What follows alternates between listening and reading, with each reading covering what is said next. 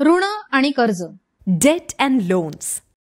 प्रियाला टेलरिंगच्या उद्योगासाठी शिलाई मशीन खरेदी करायचं आहे आणि त्यासाठी तिला 5,000 रुपयांची गरज आहे. त्यासाठी ती तिच्या मैत्रिणीकडून पैसे उसने घेऊ शकते, बँकेची मदत घेऊ शकते, डिजिटल कर्ज देणारं ॲप वापरू शकते किंवा स्थानिक बचत गटात सहभागी होऊ शकते.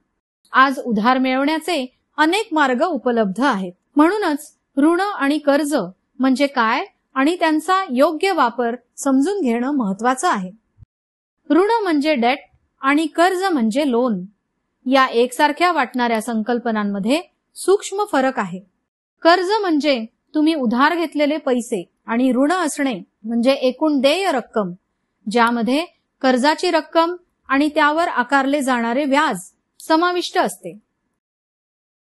समजा प्रियाने बँकेकडून 5,000 रुपये घेतले, तर ते 5,000 रुपये तिचं कर्ज झालं आणि ऋण म्हणजे तिच्याकडून बँकेला एकूण देय रक्कम, यामध्ये कर्जाची रक्कम, त्यावरील व्याज आणि इतर कर वगैरे समाविष्ट होतील.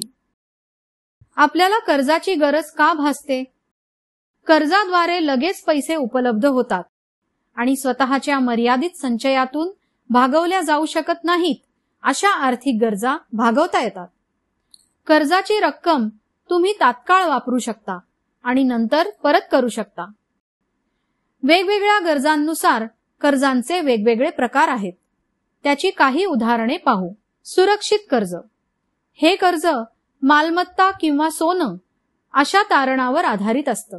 सुरक्षित कर्जांचा व्याजदर बहुधा कमी असतो, कारण तुम्ही कर्जाची परतफेड करू शकला नाही तरी कर्ज देणाऱ्याकडे सुरक्षा असते.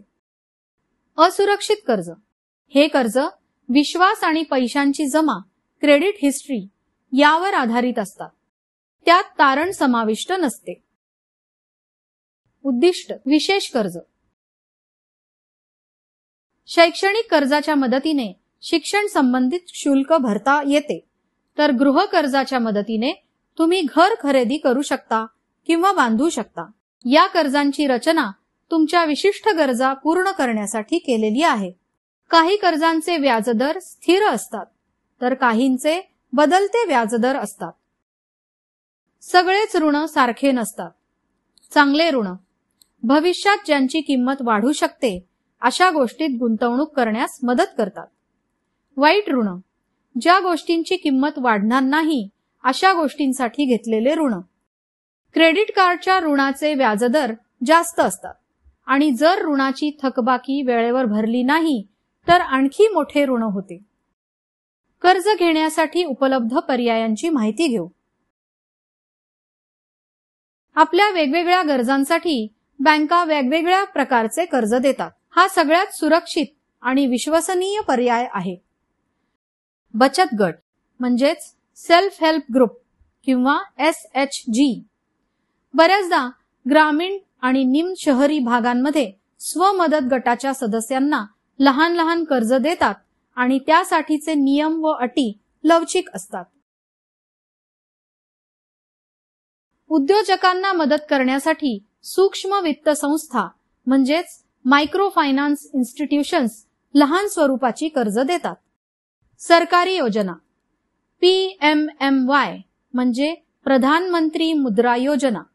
PMEGP म्हणजे पंतप्रधान रोजगार निर्मिती कार्यक्रम आणि महिला उद्योजकांसाठी स्टँड अप इंडिया योजना यांसारख्या सरकारी योजना विशेषतः महिला आणि अनुसूचित जाती जमातीतील व्यक्तींच्या लघु उद्योगांसाठी मदत देतात. आता खरेदी करा, नंतर पैसे द्या म्हणजेच बाय नाव पे लेटर BNPL आणि EMI पर्याय. ई-रिटेलर्स आणि ई-प्लॅटफॉर्म त्यांच्या वस्तूंसाठी EMI म्हणजे समान मासिक हप्ता हा पर्याय देतात.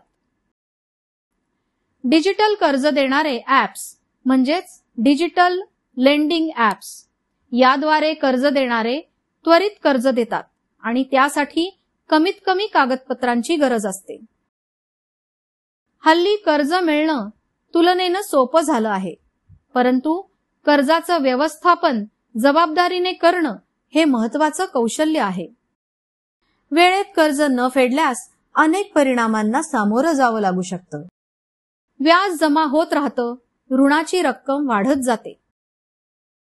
कर्जाची परतफेड केली नाही तर भविष्यात कर्ज घेण्यास तुम्ही अपात्र ठरू शकता. कर्ज देणारे तुमच्यावर कायदेशीर कारवाई करू शकतात. कर्जाची परतफेड न केल्यास आर्थिकदृष्ट्या अस्थिरता येते आणि तुमची मालमत्ता जप्त होऊ शकते. कर्जासाठी अर्ज करताना त्याविषयक नियम व अटी, व्याजदर आणि पात्रता नेहमी लक्षपूर्वक तपासा. कर्जाची परतफेड करण्याचं वेळापत्रक, छुपे शुल्क आणि कर्जाची एकूण रक्कम हे सर्व तुम्हाला समजलं आहे याची खात्री करून घ्या आणि आर्थिक ताण टाळा.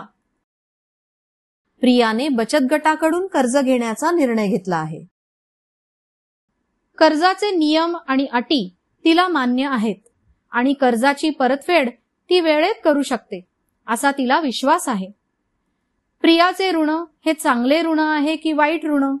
तुम्हाला काय वाटतं?